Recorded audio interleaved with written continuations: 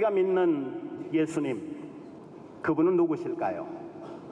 성경학자 그리고 성경의 기록자들은 예수님에 대해서 무엇이라고 우리에게 소개해 주셨는가요?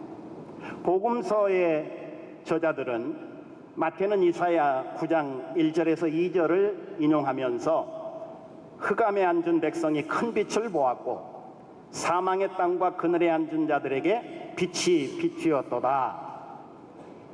예수께서 비로소 전파하여 이르시되 회개하라, 천국이 가까이 왔느니라. 그리고 사랑받는 또 다른 제자인 요한은 참빛 곧 세상에 와서 각 사람에게 비치는 빛이 있었나니 그가 세상에 계셨으며 세상은 그로 말미암아 지은 바 되었으되 세상이 그를 알지 못했다. 왜? 빛이 어둠에 비추되 너무 어두워서 그들이 깨닫지 못하더라 했습니다. 세상이 어둡다라는 말은 무슨 뜻입니까? 성경에서 어둠이란 단어는 악과 무지를 가리킵니다. 예수께서 세상에 오실 때 폭력, 불의, 권력남용, 노숙, 난민, 이산가족, 한없는 슬픔 등 엄청난 고난이 어둠처럼 지배했습니다. 세상이 흑암에 있다는 말은 세상은 어두운데 그 악과 고난을 치유할 방도를 아무도 모른다는 뜻이기도 합니다. 사람들이 하나님을 대신해서 신접한 마술사와 그리고 박사들을 찾아가 그 방도를 물었지만 이사야는 이렇게 말합니다.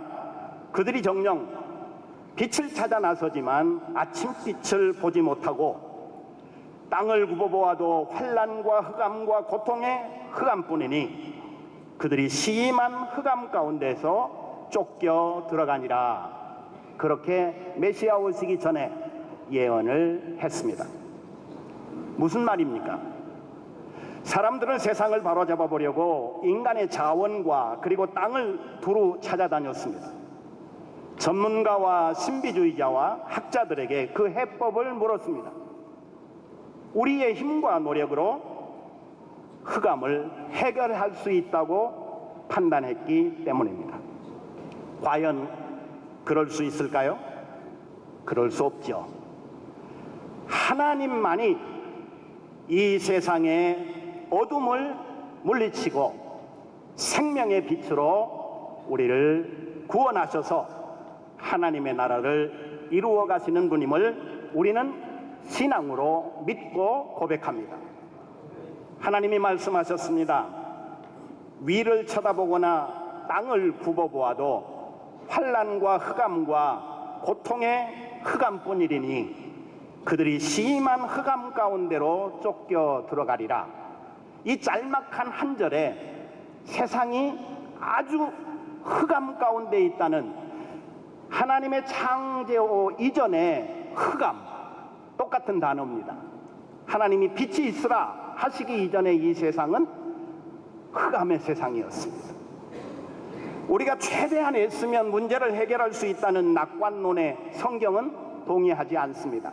물론 그렇다고 비관하지도 않습니다. 기독교의 메시지는 문제가 아주 심각해서 우리 스스로는 구원을 이룰 수 없다. 세상은 어둡지만 그런데도 희망은 있다.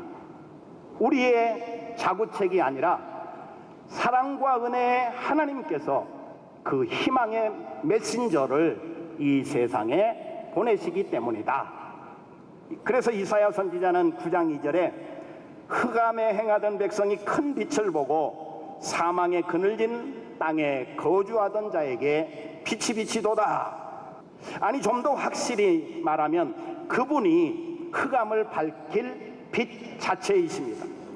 요한복음 8장 12절에 예수께서 말씀하시기를 나는 세상의 빛이니 나를 따르는 자는 어둠에 다니지 아니하고 생명의 빛을 얻으리라. 그렇게 말씀해 주셨습니다. 하나님은 하나님 나라의 역사를 혼자서 계획하시고 섭리하시지 않습니다.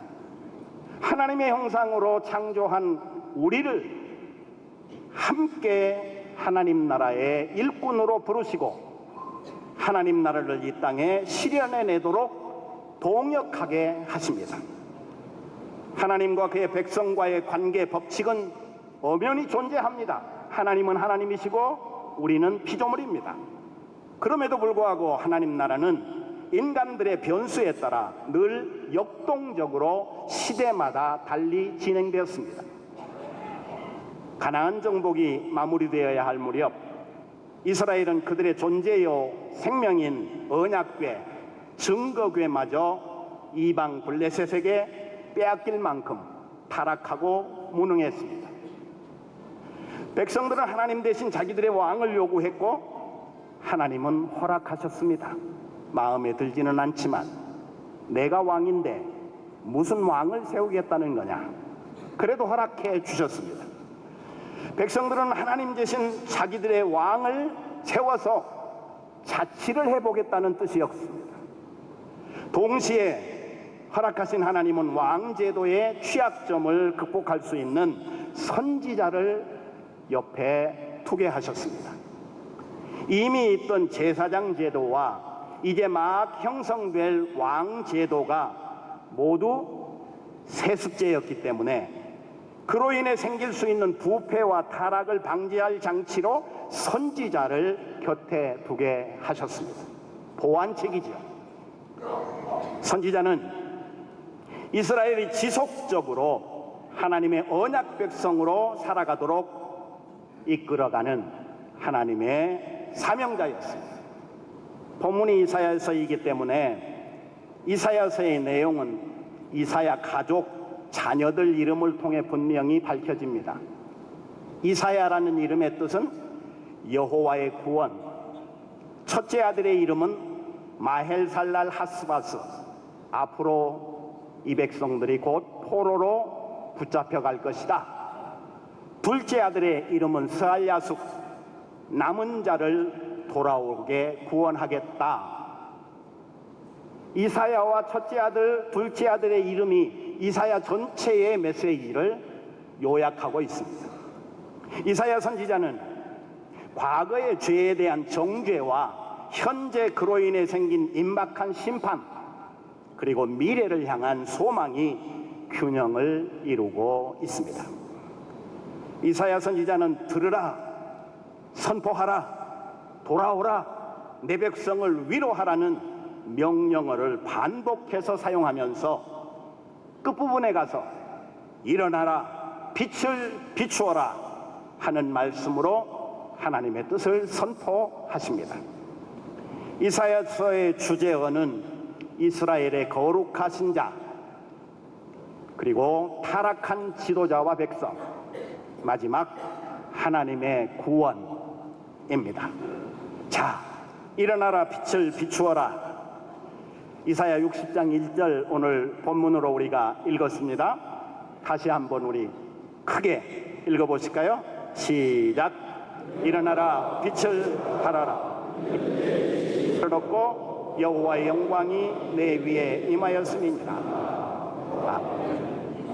바벨론 포로에서 예루살렘으로 돌아온 백성들은 또다시 여호와를 반역하는 죄를 지었습니다. 그들의 예배와 금식은 형식적이었고 위정자들과 권력자들은 가난한 백성들에게 착취와 약탈을 일삼았습니다. 이런 상황 속에 백성들은 여호와께 부르짖고 구원을 탄원했습니다. 본문은 오랜 침묵 끝에 자신을 드러내시는 여호와의 나타나심입니다. 여호와의 나타나심은 빛나는 영광 속의 현현입니다. 특이할 점은 고대 유대교의 전통적인 여호와의 현현은 전쟁 가운데 나타나셨어요. 구약의 많은 부분이 전쟁하시는 하나님입니다. 그런데 이 본문에서 여호와의 현현은 전쟁하시는 하나님이 아닙니다. 빛이신 여호와, 그 빛이 흑암 가운데 있는 백성들을 비추매 어둠 가운데서 빼앗기고 신음하던 백성들이 빛 앞에 모여들더라. 성전은 다시 세워질 것이고 하나님의 빼앗긴 나라는 평화가 넘칠 것이며 여호와의 영광이 온 세상을 비출 것이다. 이것이 이사야서의 마지막 부분의 결론입니다. 오늘 본문을 성서적으로 조금 분석해 보면은 본문은 전후 문맥과 이어지는 흐름 속에 있는 하나의 단락입니다. 60장 1절에서 3절, 1절 뭐 그렇게 딱 끊어서만 우리는 성경을 해석할 수는 없는 거죠. 전체를 큰 하나의 단락으로 보고 그 중에서 60장 첫 부분, 사실은 1절에서 9절이 같은 부분입니다. 1절에서 3절은 시온에 자신을 나타내시는 여호와 하나님, 4절에서 9절은 여호와의 현연에 따른 열방에서 시온으로 모여드는 백성들의 장면이에요. 그러니까 빛이 비치니 그 빛을 보고 흑암에 시달린 많은 백성들이 모여들었더라.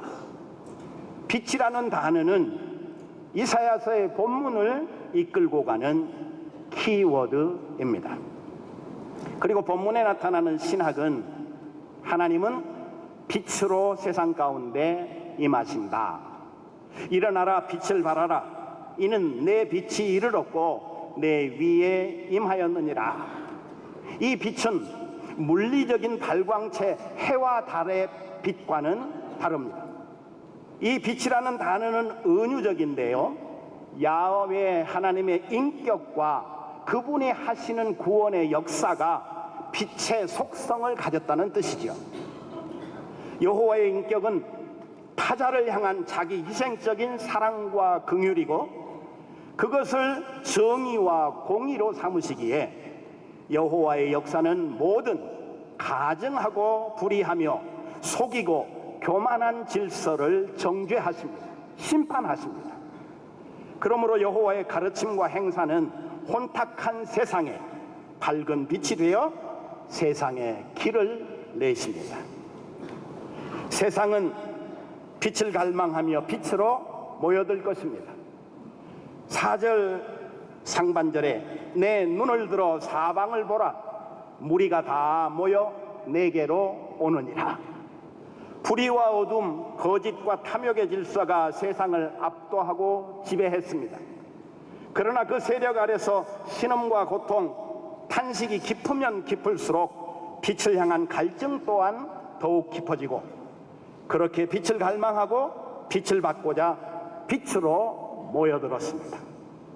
그러므로 세상을 구원하는 것은 인간이 소유하고 만들어낸 빛이 아니라 여호와 하나님, 하나님의 아들, 우리의 구주이신 예수 그리스도의 생명의 빛입니다. 이사야 60장에서 66장은 바벨론 포로 후에 예루살렘으로 돌아올 이스라엘의 구원날에 대해 선포합니다. 아수르 사네립의 침략으로 예루살렘 성만 남고 모두 빼앗긴 비참한 역사적 상황을 경험하고 이사야 선지자는 이스라엘의 타락과 배교로 인한 하나님의 심판이 올 것이지만 나라를 잃게 되겠지만 그럼에도 불구하고 때가 될 때 하나님의 은혜로 다시 돌아와 구원할 것이라 하나님의 언약을 선포하고 있습니다. 일어나라, 빛을 비추어라. 두 개의 개념인데요, 작년이 종교개혁 500주년이었습니다. 개혁은 종교개혁자들의 이론을 문자적으로 반복하는 기념식이 아니라 우리 시대의 문제들에 대한 성찰과 새로운 방향 제시에서 시작되어야 합니다. 대안이 없는 비판은 부족합니다. 오늘날 기독교는 개인주의라는 치명적인 약점을 노출하며 소비자 기독교로 대중에게 아부하는 모습을 보입니다. 오랜 헌신을 통해 이루어지는 하나님 나라의 영광스러운 사명자로 살기를 포기하고 공동체로부터 이탈한 개인의 특별함을 우상화하는 시대의 질환으로 성경에서뿐만 아니라 교회의 본질을 이탈해서 개인의 직계나 만족으로 타락했다는 비난을 받습니다. 루터의 만인 제사장론에 대해서 보다 더 분명한 현대적인 주석이 필요하고 또 실제적인 실현이 강조되어야 할 것입니다. 어떤 학자는 이렇게 말합니다. 오늘날 현대교회는 중세보다 더 거대한 권력이 출현했다. 이 세상에서 부와 권력을 누리며 하나님께 속한 것이 아닌 어둠의 삶의 방식을 따라간다. 주님의 교회가 아니라 목회자의 교회가 되고 목회자의 카리스마에 의존하고 순종하는 신자를 양산해낸다. 교회가 개혁의 주체가 아니라 개혁이 대상이 됐고 빛이 아니라 어둠 속에서 살아가고 있다 말합니다. 어둠이 깊을수록 우리 모두가 여호와 하나님 그리고 예수 그리스도의 생명의 빛을 일어나라 비추어라 감당해야 될 것입니다. 더 이상 잠자고 있으면 우리는 다 죽습니다. 잠에서 깨어나야 합니다. 하나님의 백성 이스라엘이 왜 망했는지를 우리는 성경을 통해 잘 알고 있습니다. 이사야는 이렇게 단식합니다. 하늘이여 들으라 땅이여 귀를 기울이라. 여호와께서 말씀하시기를 내가 자식을 양육하였거늘 그들이 나를 거역하였도다.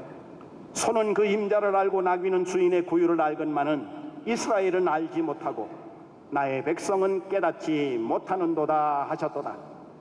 슬프다 범죄한 나라요 허물진 백성이요 행악의 종자요 행위가 부패한 자식이로다. 그들이 여호와를 버리며 이스라엘의 거룩하신 이를 만홀히 여겨 멀리하고 물러갔도다. 이사야서의 주제를 앞서 제가 이스라엘의 거룩한 신자, 타락한 지도자와 백성, 그리고 하나님의 구원이라고 말씀드렸습니다. 하나님의 백성이 이스라엘의 거룩하신 하나님을 거역하고 업신여겼습니다. 타락한 지도자와 백성들은 소돔과 고모라 사람과 같이 하나님의 법을 순종하지 않고 도시 사람을 따라 자기 마음대로 살았습니다. 그 결과 북방 이스라엘은 이미 이방 나라에 멸망당했고 유다 예루살렘마저 적들의 공격에 무너질 위기에 처해 있습니다. 이때 이사야 선지자가 온 몸으로 백성들을 향하여 외칩니다. 돌아오라. 회개하고 여호와께로 돌아오라. 이게 일어나라고 하는 단어 속에 담겨있는 근본입니다. 하나님이 우리 구원을 일으키십니다. 일어나라 빛을 발하라. 이는 내 빛이 이르렀고 여호와의 영광이 내 위에 임하였음이니라. 보라 어둠이 땅을 덮을 것이며 캄캄함이 만민을 가리려니와 오직 여호와께서 내 위에 임하실 것이며 그의 영광이 내 위에 나타나리니 나라들은 내 빛으로 왕들은 비치는 내 광명으로 나오리라. 아멘. 여호와의 영광이 우리 위에 임하심으로 죽었던 우리가 일어나게 됩니다. 우리의 일어섬은 하나님께 있습니다. 우리가 하나님 말씀을 듣고 회개하고 하나님께로 돌아오면 우리는 삽니다. 다른 길은 없습니다. 본래의 자리, 하나님께로 회개하고 돌아오면 하나님의 영이 우리를 구원하십니다.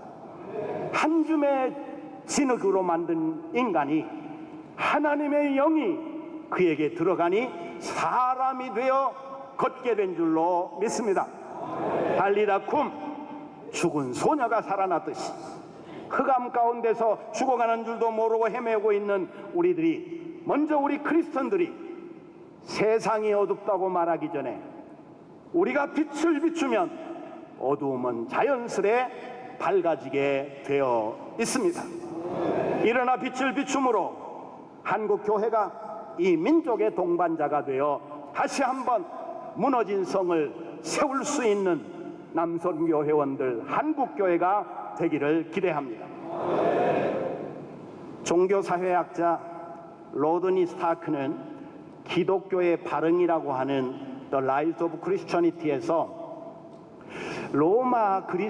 그리스 로마가 지배하던 그 시대에 예수님까지 십자가에 못 박아 죽여버린 그들이 어떻게 불과 300년 그 짧은 기간에 기독교를 하나님만이 참신이다, 황제가 신이 아니라 하나님이 신이시다, 그리고 기독교를 국교로 받아들일 수밖에 없었겠습니까?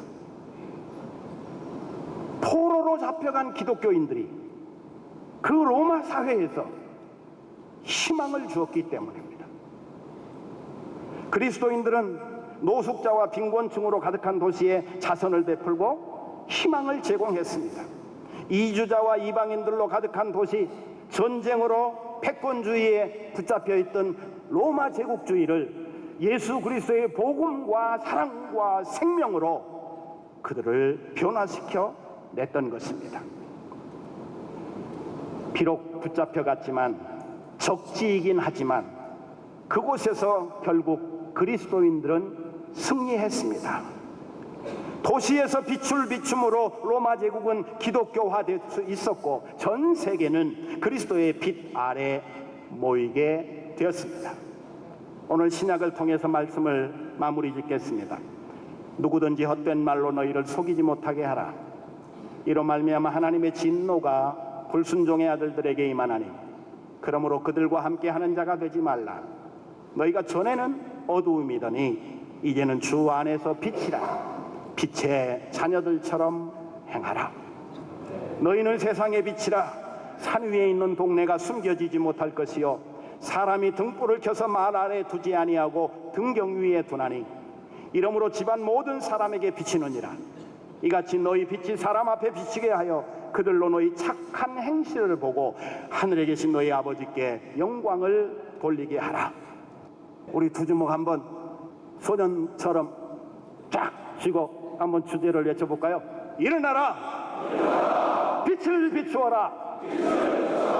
일어나라, 빛을 비추어라. 일어나라, 빛을 비추어라.